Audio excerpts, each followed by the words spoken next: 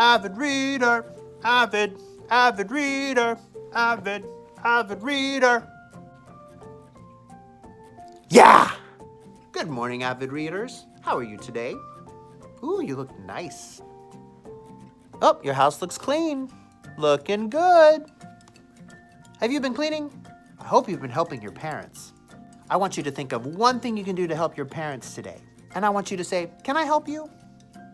And watch your parents' faces. They're gonna go, what? Really? You wanna help me? And you're gonna say, yeah, because I'm a good kid. So do it. Help your parents today. So, avid readers, have you been asking those 3 questions? Do you remember the checklist? Number 1, does it make sense? If I'm reading it, did that just make sense? Number 2, does it sound right? That word I just said, is that a real word? Did it sound right? Number 3, did it look right? If I'm reading and I say the word duck, but there's a picture of a dog, did that look right? Always look over your checklist. Always ask yourself those 3 questions while you're reading. I have to ask myself that all the time, and it helps me be a better reader. It helps me be an avid reader.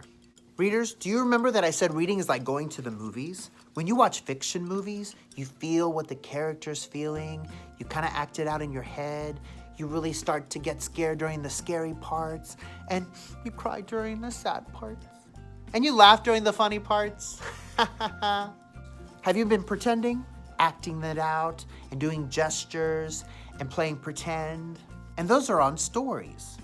Stories like David, Goldilocks and the 3 Bears, Miss Wishy-Washy, those are all stories. Today we're gonna talk about what to do when you're watching a true movie, a real life movie, a nonfiction movie. Do you know what nonfiction means? Well, fiction means fantasy, like princesses and Spider-Man and dragons and Minecraft. Fiction. Nonfiction are real things. Things that we like and are really cool and they're real.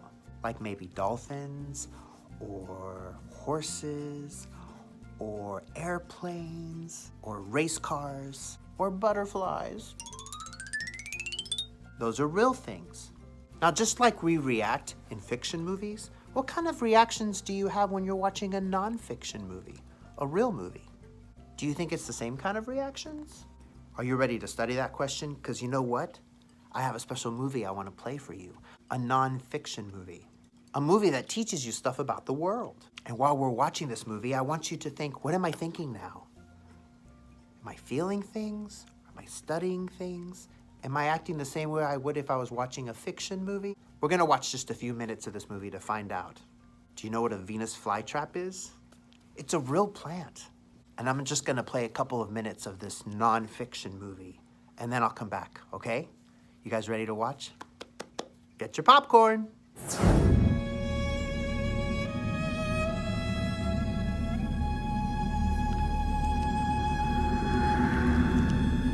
The Venus flytrap.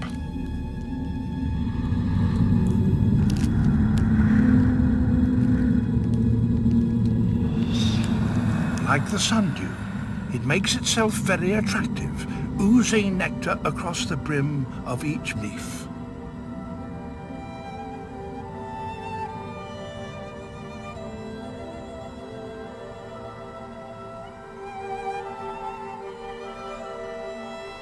But any visiting insect had better watch out for these 6 tiny hairs.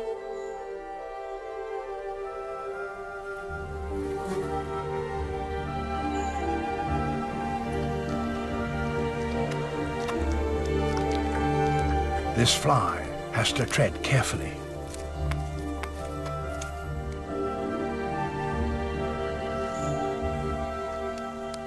If it strikes one hair, it can carry on feeding, but a timer has been set.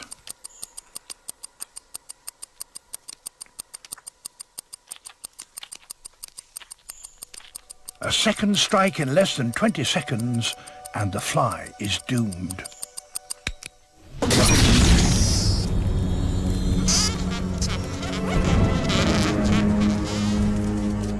An electrical impulse is triggered and the leaf snaps shut in just a fraction of a second. The tips lock together like prison bars.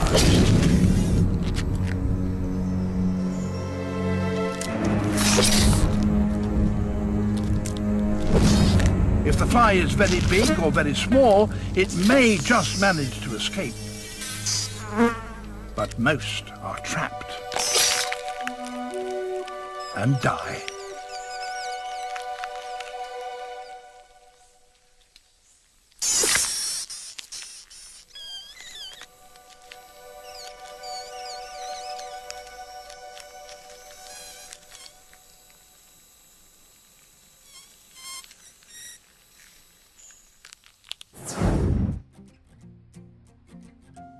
Oh my goodness. It ate the fly. That was gross. I never knew plants could eat bugs. Huh. And that's for real. Why did that happen? What was that pointy thing? I kind of felt bad for the poor fly. Now, everything I just said, were you thinking that too? Be honest. I bet you were having all the same thoughts I was. And you know what I bet? I bet you guys were avid watchers just now. You were probably like this.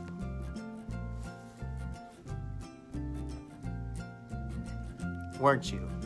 Well, that's what we're working on. I want you to be an avid reader as much as you were being an avid watcher just now. I want you to look at your stories and go, what? Well, it turns out that when you watch a nonfiction movie, you mostly do two things. And these are also things you can do as readers of nonfiction too. You learn interesting information that makes you go, wow. And you ask questions, don't you?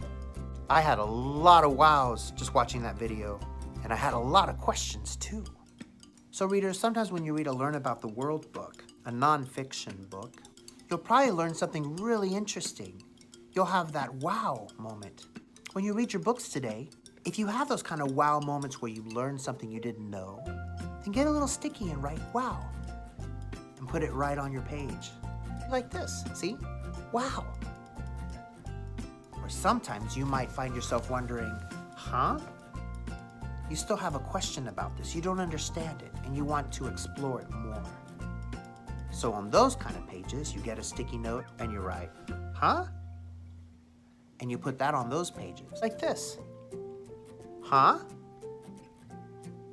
So you won't forget to talk about it later with someone and ask them questions. So with stories, it's fun to put happy faces and sad faces and mad faces and write those little words. But with nonfiction books, it's good to talk about what I learned, and it's good to talk about questions that I might still have. Wow. And huh? So today when you're reading your books, ask yourself, is this a story or is this nonfiction? If it's a story, then you know what kind of post-its to write because we've done that already. But if it's not a story, if it's nonfiction, then think, am I learning something? Wow. Or do I still have a question about something? Huh? So go find a book. If you want with a grown-up, that's fine. See if you can find a nonfiction book. And while you're reading those pages, if you learn something, put a wow. But if you still have a question, put huh? And don't forget the pictures. Sometimes you can learn a lot through the pictures. Okay, are you ready to get started? You'll spend the next 2 days doing this. All right, avid readers, get to it. Happy reading.